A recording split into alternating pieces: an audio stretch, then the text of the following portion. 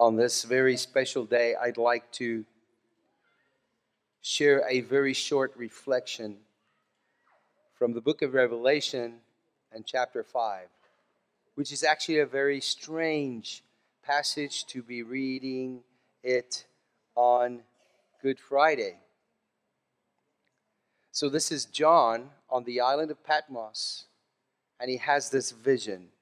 And so, the whole book of Revelation are all a bunch of visions that he saw of things that were to happen.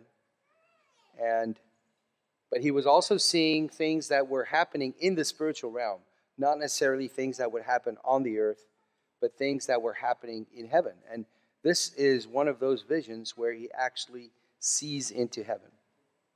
So in Revelation 5, verse 1, it says, "Then I saw in the right hand of him who sat on the throne a scroll with writing on both sides and sealed with 7 seals. And I saw a mighty angel proclaiming in a loud voice, 'Who is worthy to break the seals and open the scroll?' But no one in heaven or on earth or under the earth could open the scroll or even look inside it. I wept and wept and wept, because there was no one found who was worthy to open the scroll or look inside. Then one of the elders said to me, 'Do not weep. See, the Lion of the tribe of Judah, the Root of David, has triumphed. He is able to open the scroll and its 7 seals.' Then I saw a lamb, looking as if it had been slain, standing at the center of the throne, encircled by the 4 living creatures and the elders. The Lamb had 7 horns and 7 eyes, which are the 7 spirits of God sent out into all the earth. He went and took the scroll from the right hand of him who sat on the throne.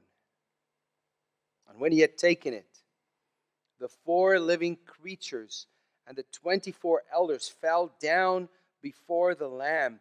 Each one had a harp, and they were holding golden bowls full of incense, which are the prayers of God's people. And they sang a new song, saying, 'You are worthy to take the scroll and to open its seals, because you were slain, and with your blood you purchased for God persons from every tribe and language and people and nation.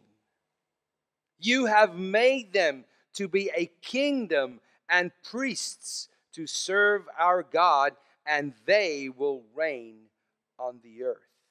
Then I looked and heard the voice of many angels, numbering thousands upon thousands and 10,000 times 10,000.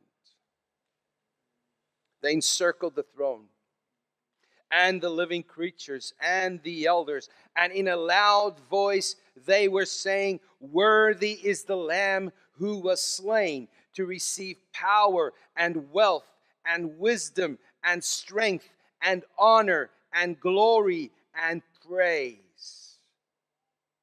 Then I heard every creature in heaven and on earth and under the earth and on the sea and all that is in them saying, 'To him who sits on the throne and to the Lamb be praise and honor and glory and power forever and ever.' And the 4 living creatures said, 'Amen.' And the elders fell down and worshiped."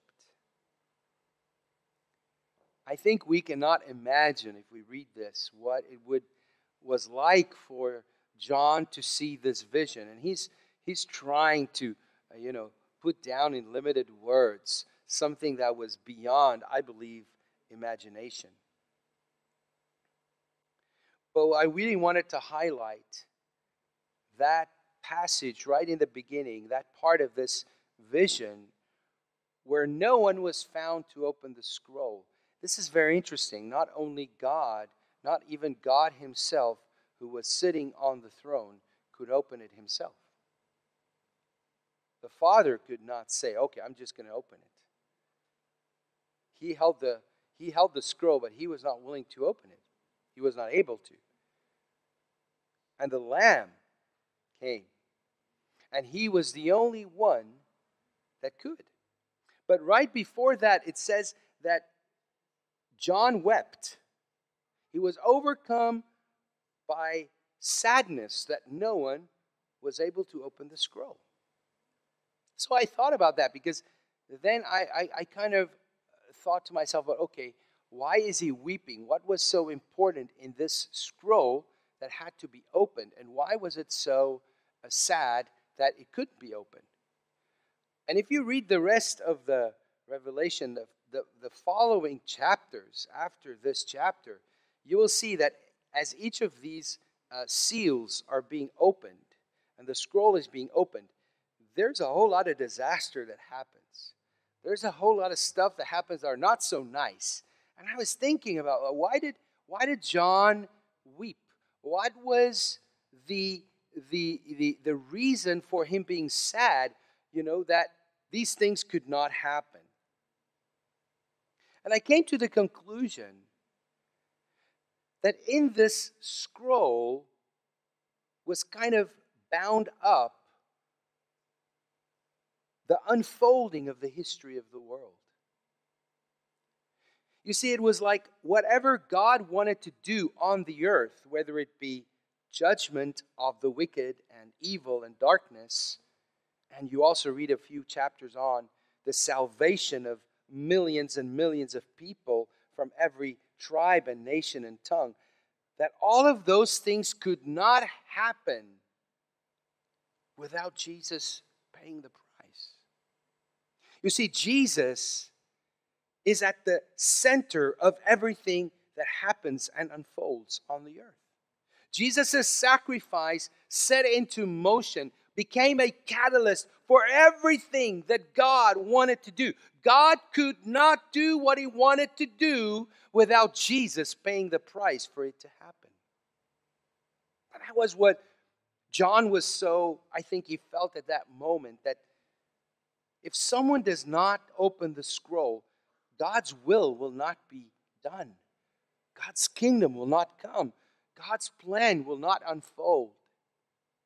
And so this morning, no wonder that after the Lamb came and he took the scroll, no wonder not only the living creatures, those who were present in heaven, but all of the universe fell down and worshiped, because finally there was someone who put into motion, who became the reason for everything that would happen on the earth.